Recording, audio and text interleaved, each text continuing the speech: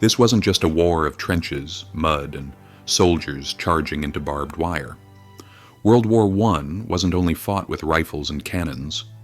It was also a war fought with money, a financial war, one that took place in vaults, central banks, and the back rooms of men who never stepped foot on a battlefield. While millions bled on the front lines, others sat behind desks, calculating profits and debts, deciding the fate of nations with pens instead of bayonets. And what they did during those years didn't just decide who won the war. It changed the entire financial world, reshaping how money works in ways that still affect you today. You see, if you think war is just about politics and armies, think again. The First World War proved that money is a weapon, maybe the most powerful one ever created. In 1914, Europe was already a powder keg. Rival empires, alliances, and ambition had turned the continent into a chessboard ready to explode. But beneath the talk of honor, pride, and empire was a far less glamorous truth. Wars on this scale are fought not just with soldiers, but with cash, mountains of it. When leaders chose war, they also chose debt. Every country that sent its sons to die was also sending its people into an economic war that would last for generations. At the start, most governments believed it would all be over quickly, a few months, maybe by Christmas. They thought they could fund it with gold reserves, patriotic donations, and limited borrowing. But that illusion didn't last long. The cost of war skyrocketed. By the end of 1914, Germany was spending over 10 million marks a day. Britain's bills reached millions of pounds every 24 hours. The math didn't lie. The gold would run out. So one by one, the great powers quietly abandoned the gold standard, the system that had given their money real value. They told their citizens nothing had changed, but behind the curtain, money was no longer backed by gold, only by government promises. That was the moment the modern financial world began. Money stopped being metal and started being belief. Once governments tasted that freedom, they never went back. The printing presses started running, and suddenly, money could be created with ink and confidence. The financial war had begun. In Germany, cut off from global markets and blockaded by the British Navy, the government turned to its own people. Posters filled the streets, heroic soldiers, flags, and slogans urging citizens to invest their savings in war bonds. It was sold as patriotism, as sacrifice for the fatherland. Millions poured in their life savings. Over 100 billion marks were raised. But when defeat came, those bonds became worthless. Families were ruined, trust was destroyed, and the bitterness of that betrayal became fuel for the political chaos that followed. Britain had one massive advantage: the City of London, the world's financial heart. The British government could borrow globally. And when the war's costs exploded, it turned across the Atlantic. The United States, still officially neutral, became the banker of the Allies. Firms like J.P. Morgan arranged huge loans, financed arms, food, and raw materials. By the time America officially entered the war in 1917, Wall Street had already been funding it for years. And this was not charity. It was power. American bankers earned millions in fees, and the U.S. emerged as the world's new financial superpower. The American century didn't begin on the battlefield. It began in the balance sheets.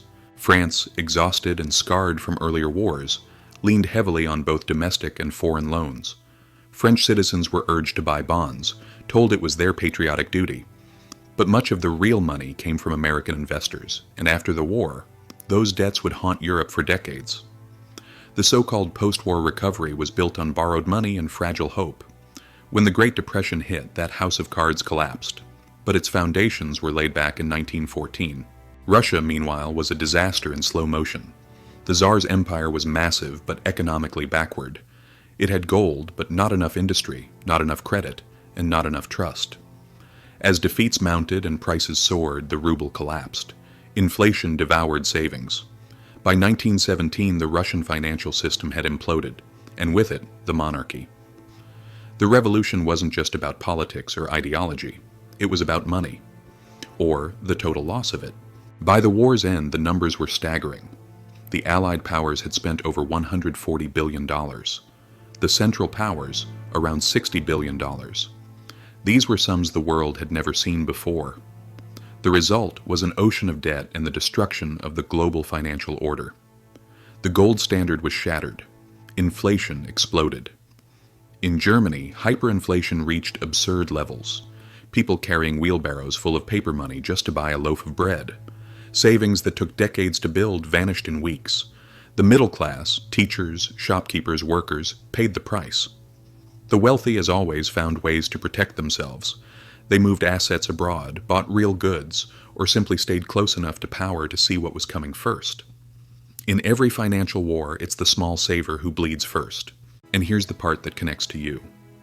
World War I was the moment governments discovered something dangerous and addictive.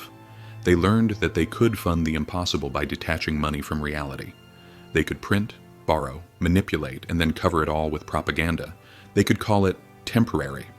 They could tell citizens it was for the greater good. Sound familiar? It should. The playbook of 1914 has been reused again and again in the Great Depression, the oil crises, the bailouts, and the financial crashes of today. Every time a government says this is only temporary, you can hear the echoes of that first financial war. When the guns fell silent in 1918, the battlefield wasn't just in France or Belgium. It was in the ledgers of banks. The United States had become the world's creditor.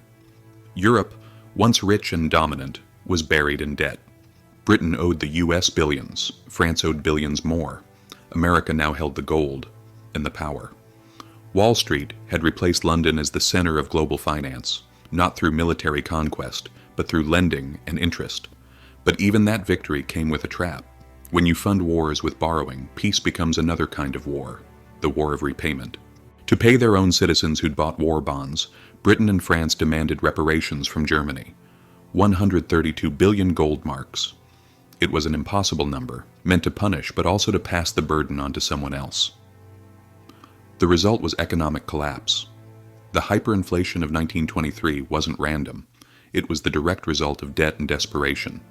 A nation pushed to financial ruin, its people humiliated, became fertile ground for extremist promises. That's the dangerous afterlife of bad economics. Meanwhile, Britain tried to rebuild its prestige by returning to the gold standard in 1925, pegging the pound to its pre-war value. It was a prideful move. And a massive mistake. The economy was too weak, the debt too high. The result was deflation, unemployment, strikes, and unrest. The elites celebrated restored greatness, while workers suffered the consequences. Sound familiar again? Across the ocean, the United States, now swimming in gold, started lending money back to Europe. The system turned into a giant loop. America lent to Germany. Germany paid reparations to Britain and France, who then repaid America.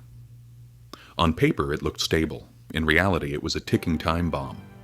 When the Great Depression hit, the entire structure collapsed overnight. The illusion of stability vanished. Again. That's why World War I wasn't just a military conflict. It was the moment money itself changed forever. Governments learned that they could print without limit, sell debt as patriotism, and convince people that faith alone could back a currency. They learned that propaganda could turn debt into pride, and that the true winners of war are rarely those who fight, but those who finance. And the pattern didn't end there. It never does. Today, when central banks print trillions, when politicians talk about temporary inflation, when debt ceilings rise every year, remember 1914. Remember how it started. The gold standard wasn't abandoned by accident. It was abandoned by choice, out of desperation. The same tricks are still being played, just with better suits and digital screens.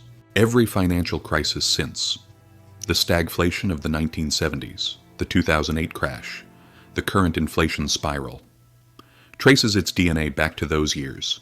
The same illusion, that you can borrow your way to prosperity, that you can print wealth without consequence. And as always, it's not the powerful who pay. It's the workers, the savers, the small investors, the people who believe the promises. The hidden financial war behind World War I never truly ended. It simply evolved. The truth is, once money is detached from reality, it becomes a tool of manipulation. Governments will always find a way to fund wars, bailouts, or crises, and they'll always find a way to make you pay for it. Maybe not through taxes directly, but through inflation, through lost savings, through debt that your children will inherit. Real wealth isn't numbers on a bank app or promises from politicians. Real wealth is resilience, knowledge, skills, and the ability to see through the illusion. Once you understand how the system really works, you stop being a pawn in their game. So, If this story gave you a new perspective, remember this. History doesn't repeat word for word, but it rhymes, loudly. The financial tricks written in 1914 are still being performed today. The names change, the suits get sharper, the excuses sound smarter, but the outcome is always the same. Those in power protect themselves. Those without knowledge pay the price. Never assume money is real just because it's printed. Never assume stability just because it's promised.